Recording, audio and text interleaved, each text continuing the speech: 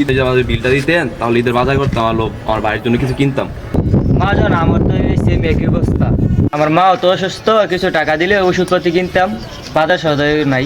তোর 3 দিন বাকি আছে, তোরা কাজ করতে থাক, পরেরটা পরে দেখা যাইবো। মহাজন এবার কিন্তু আমাদের ঈদের বকশিসটা বাড়াই দিবেন, কারণ বছর তো শুধু একটা ঈদে আসে, যে আপনারা না দেন আমরা পাবে কোথা থেকে? বাইনা যখন করছ যা বকশিস দি মনে কাম করবা লাগে।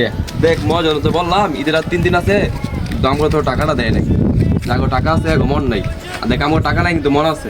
কথা তো ঠিকই বলছো। চল কি আর করবো, আমরা গরিব মানুষ, কাজ করে গিয়ে দেখা যাক পরেরটা পরে। কিরে তো আইসে বসে আমি মার্কেট করছি, তোরা কেটা কেটা মার্কেট করছস? হ্যাঁ আমি তো করে ফেলাইছি, এক সপ্তাহ আগে 5,000 টাকার মার্কেট করে আসছি। হ্যাঁ আমি তো করছি, আমি এর 2,000 টাকার মার্কেট করে দিচ্ছি। কিরে তুই চুপ কেন? তুই মার্কেট করছ নাই? না রে, আমার ভাই তো বেতন পায় না, বেতন পাইলে বলছে মার্কেট করে দিই।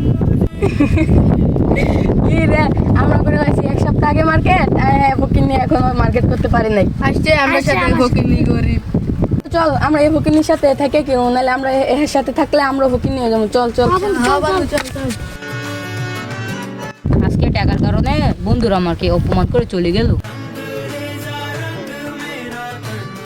বাইকে মার্কেটের কথা বলতেছি, দেখ তুই এখানে একা কেন বসে রইবো? আমার বন্ধুরা আজকে আমাকে অপমান করেছে, বলিস কেন কেন? মার্কেট করতে পারি নাই এই জন্য। আচ্ছা তুই চিন্তা করিস না, আমি কালকে তোর জন্য মার্কেট করে নিয়ে আসবো। চল এখন বাড়িতে যাই।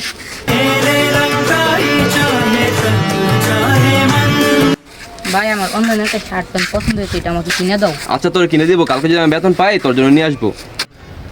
আজকে অনেক ক্লান্ত লাগছে রে কাজ করে রে। দেখি আজকে বেতনটা দেয় নাকি। তোরা এদিকে আয় তো।